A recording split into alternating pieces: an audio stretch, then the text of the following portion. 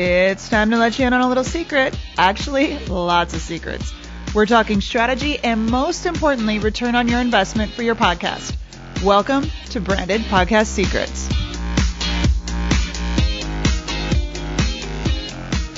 All right, welcome to another episode of Branded Podcast Secrets. I'm your host, Erin Greger. Today, I always say it's a special guest, but this is for everybody's special, but this is a dear friend. We've known each other for a long time. I'd like to, Raj Daniels, thank you so much for joining me today. Erin, thank you. And I've been a fan of yours for about 7-8 years when you first launched your first podcast.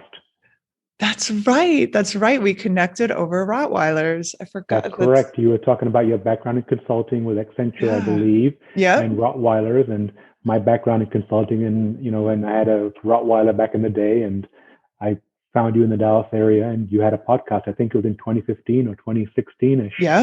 Yeah. So I think right there, we have just proved the power of the podcast. We're done. Absolutely. Episode's done. Yes. Click. That's it. We're done. Exactly. Well, Raj, you, of course, why you're here is because you have your own podcast. So for those of you who don't know Raj, and if you're in the Dallas area, I have to say shame on you. I think everybody in the Dallas area knows Raj, but maybe you're not in the Dallas area. Raj is the Director of Strategic Partnerships and Sustainability Initiatives over at Nexus PMG. And he's also the host of the Bigger Than Us podcast. And here's what I love about Raj is Raj does not do things halfway. Raj, if Raj gets an idea, Raj is all in and Raj does it. And I want to say it was probably about 1.5 years ago. You came in our studios, you recorded that first podcast and you were gone. And then all of a sudden I saw a post where you were like, was it like your 100th episode post or something? The 100th episode was last year, August. Yes. So all of a sudden it's like, Raj is like, I'm going to start a podcast. And I swear it was like, I blinked and he's posting about his 100th episode. So I love the fact that you don't dally around. You are in, and you go. So I really want to dig into this podcast because I want to, talk about, first of all, you're working for Nexus PMG, you're working with them. What triggered I want to start a podcast, and what was the thought process behind creating it in the first place? So I have to give credit where credit is due, and the leadership at Nexus PMG. So just a real quick background on Nexus PMG. At the core, it's an engineering firm. What makes us special is that we only work on projects in sustainability and renewable energy. Okay. And so I met with leadership December of 2018, and then I came on as a consultant in Q1 of 2019. And we had this conversation about, look, you guys are doing great work in this area, but not all of people don't know about it. Mm-hmm. So, and there must be hundreds of other people out there that are doing great work in this area, but people don't know about it. So what's a good way for us to start building a community and highlighting companies like yourselves and other people and growing this community? And the podcast conversation came up. And so as I was speaking to leadership, both Ben and Roshan, the CEO and the COO, this conversation of the podcast got louder and louder. And then at the end of Q3, they said, okay, great, let's launch a podcast. And at that time, I didn't realize I was going to be the host of the podcast. I thought it was an idea, right? And so you were like, yeah, let's do it. Okay. And so, kind of fumbled my way through that. As you mentioned earlier, you were kind as to allow Ben and I to come into the studio at City Central and record our first episode. It was a dreary Monday morning from what I recall. I think, I think I had a bit of a cold, but that was fine. We went through it. You were kind enough to do all the mixing for us. And like you said, you planted that seed and sent us on our way. And here we are 160 episodes in. Yeah. Okay. So you're doing a lot like typical business. And sometimes it's pulling teeth to get the promise of a weekly podcast. How frequently are you guys publishing, and what was the reason behind that frequency? So when we started out, let's call it beginning of Q4 in 2019, I started publishing twice a week. Okay. And what I believe in is that, that initial moving from inertia to momentum, right? Getting that initial going, getting in the habit of, as when you start anything, that beginning part is when you need the most energy. And, because I've, like you said, started things in the past, I knew I had to put that initial energy in. And, the amount of no's that I received, would you like to be on our podcast? Who are you? What are you guys doing? We don't know who you are. No, no, no, no, no. And that continued on. And so, but as you mentioned, I think in life in general, consistency is key, right? Ugh. And also people knowing when you're going to show up for them. So I said the first year, every Tuesday and Friday, we're going to publish. And that meant, and then COVID happened, which honestly was kind of a blessing, right? Because it allowed me to double down on online, LinkedIn, reaching out to individuals. And so just getting that initial energy and momentum in for the first year to a week, that's kind of what I thought would be, the best way to get that momentum going. Did COVID make it easier to record for you? Just being able to connect with people? I'm going to show you this thing real quick here. I'm going to flip my camera. I built a sound booth on my desk. Oh, very cool. So I love it. So again, did it make it easier to record? No, because the kids were home and we were balancing, COVID and everything else. And so, but I'm a strong believer of, where there's a will, there's a way. And so reaching out to people online made things more normal. Right. Being able to attend virtual events made things easier because I was able to get in the chats and webinars and introduce myself to who I am, what we're doing. And slowly as the year went by, 2020, teams said just keep head down and doing it. And I remember it was the end of July or beginning of August where I received my first inbound request from a PR company somewhere that said, hey, we have this person. Would you like to have them on your podcast? So I guess we hit a list somewhere. Yeah. But that was the transition of 19 and 20. I'm curious on the no's that you said you got, because at first, all right, are you, like you said, are you going to show up? Are you going to be consistent? I don't know who you are. Mm-hmm. Now that you are all of these episodes in, now that you've proven we have an audience, we've built this, have you revisited those no's and have they turned into yeses? Absolutely. I have one specific example that happened in Q2 of this year. Dr. Graciela Chichilinsky, she's got a great company and she's been funded by Bill Gates' venture company. And I reached out to her in 2019 and it was just crickets. And funny enough, her PR company reached out to me in January of this year and I had her on the show and I told her that. I said, I really appreciate her being on. Obviously, there's no hard feelings regarding that. Who are you and what are you? But that was a great example of, having someone on that initially didn't hear anything from. That is awesome. So the strategy behind it, you wanted to reach out, build yourself as an expert in this space. Did you all have a way to measure ROI out of the gate? And depending on that, do you have one now? That's an interesting question because I always think of ROI as being very fuzzy in a sense that, okay, sure, if you invest $1, you can get perhaps a return, but even that return could happen today, tomorrow, and it depends on what kind of rate of return you're looking for, right? And so I can tell you as of now, we're approaching 30,000 downloads. I can't hear. I think you're on mute. No, I was just saying, wow. Yeah, that's awesome. So, that's a great metric. Is that a vanity metric? I don't know. I'm thinking about, are we changing lives? Are we growing the community? Are we, being recognized? And leadership has said many times that companies are now reaching out to us and saying, hey, we heard your podcast. We saw your social media presence. So it's an entire ecosystem that we've started to build.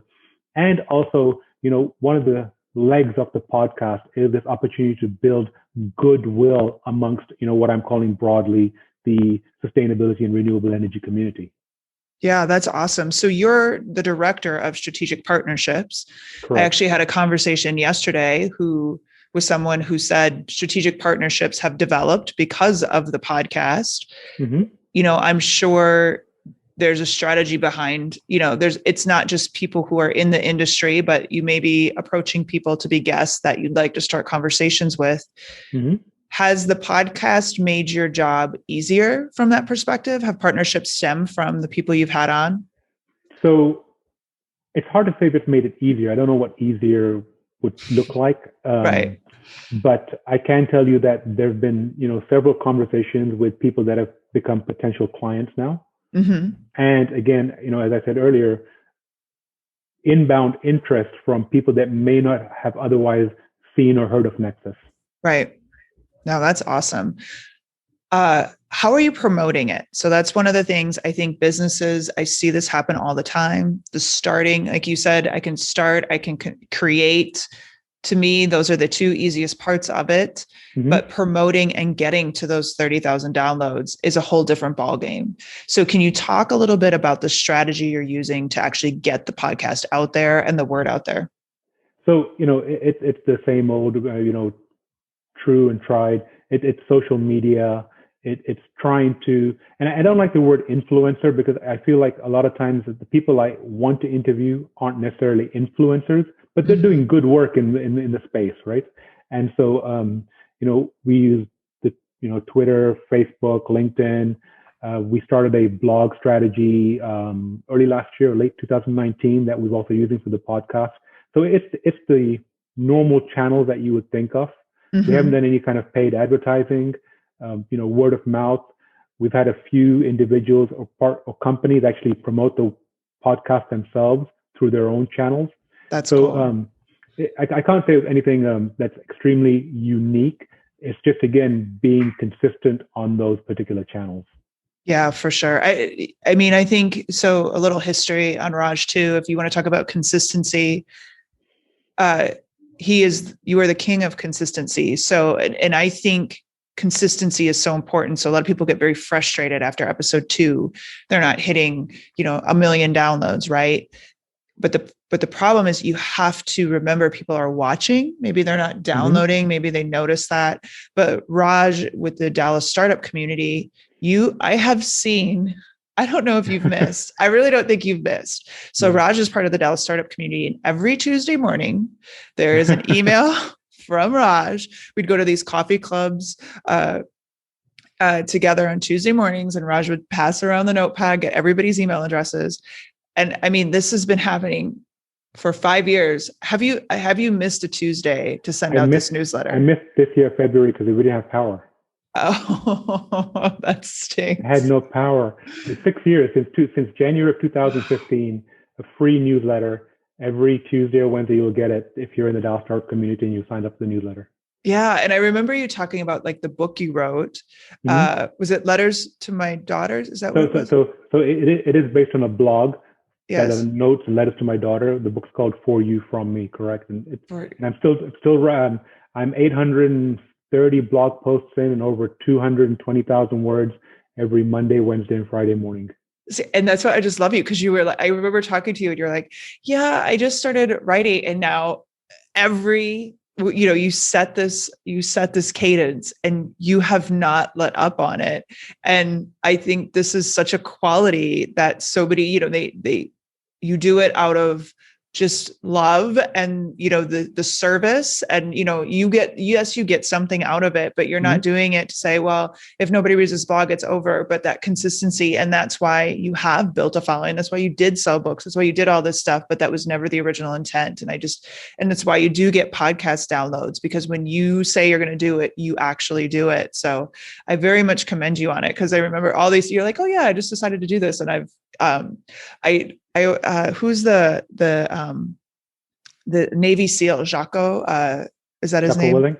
Yes. He's I remember hearing him when they're like, well, how long did it take you to write the book? And he's like, oh, I can tell you, I wrote 1,000 words a day. It's X amount of words. So I determined this, and I was going to do it every day. And he did, and he wrote a book. And I just think it seems so simple, yet to follow through on it's so difficult. So anyway, when it comes to initial plan, I told you I was going to ask this, but you went in with plan A. You are 100, and you said 160 episodes in now. Is that correct? Okay. Yep. So is plan A still looking pretty plan A-ish, or what does plan B look like? And what made you change a bit about how you were creating or what you were doing with the podcast? So the big change we made this year is that I dialed back to doing one a week. Okay. And that's so we can do some additional content. But like you said, the distribution piece is still very important. The feedback, the reason I dialed back to one a week is because I got feedback from many different people saying, we just can't keep up with 2 a week. Wow. Okay. And so, I dialed that back to one a week.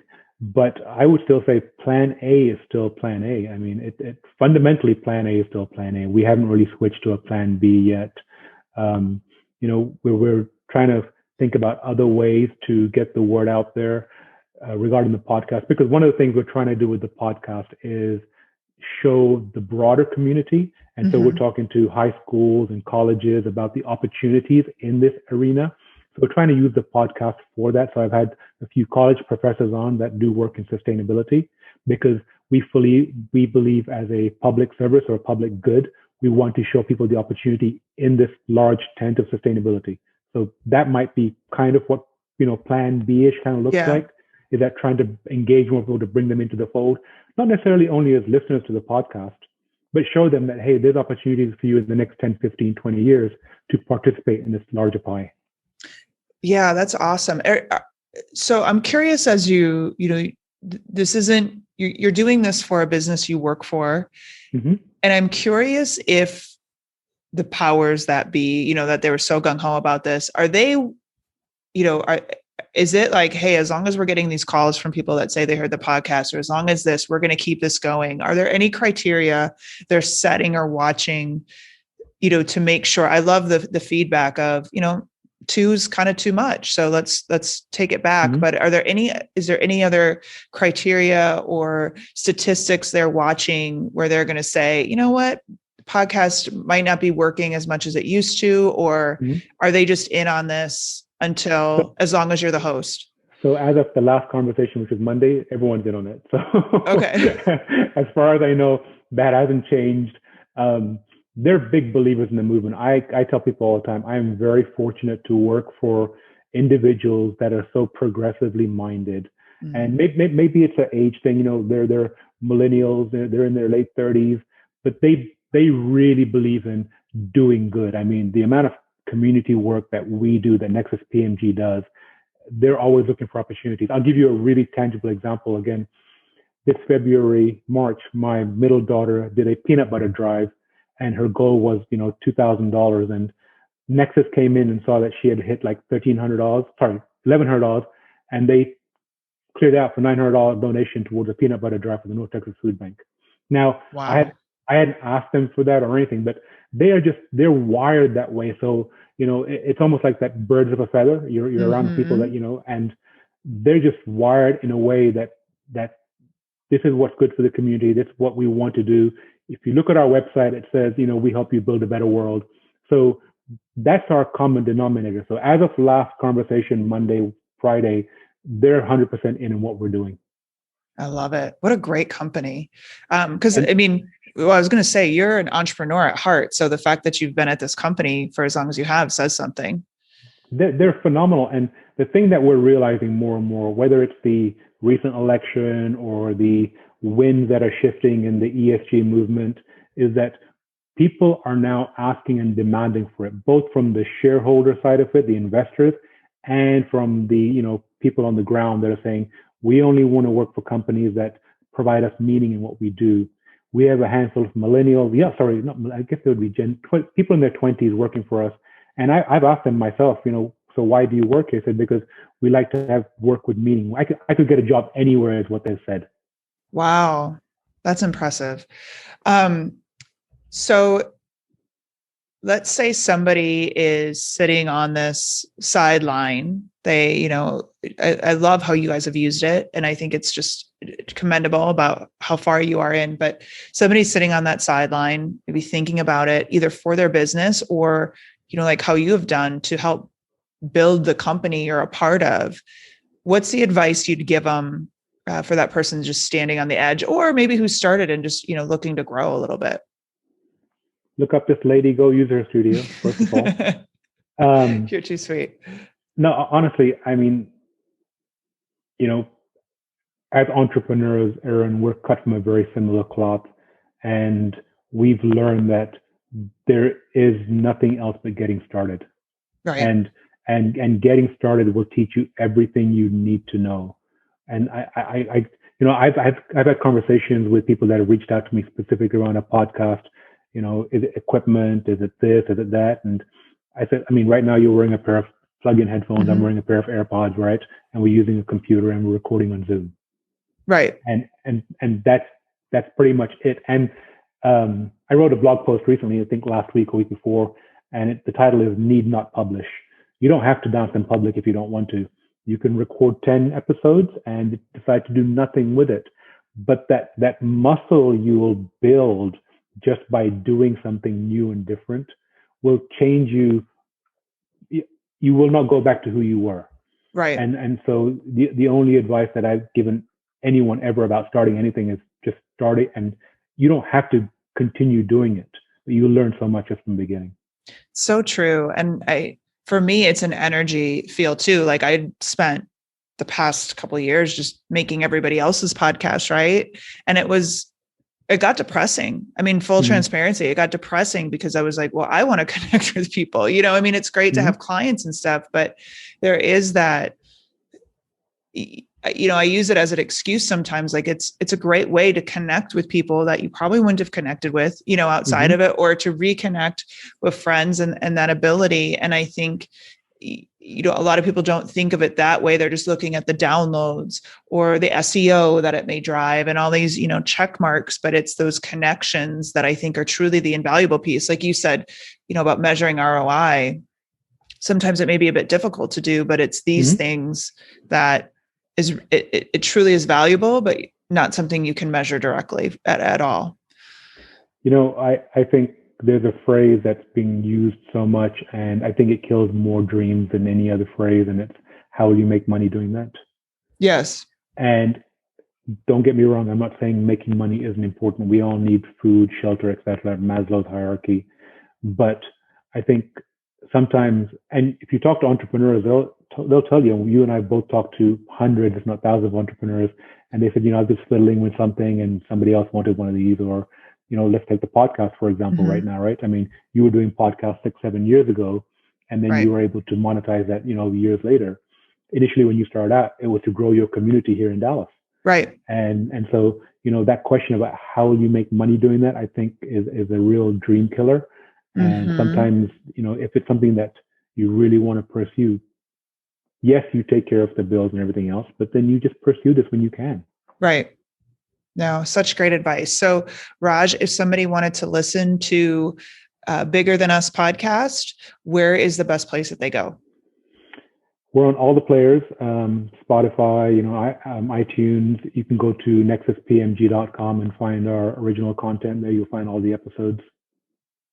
All right. And we'll have it all linked in our show notes over at aarongreger.com. So make sure you head over there to connect with Raj or his podcast. And Raj, thank you so much for agreeing to do this. I'm so happy you said yes.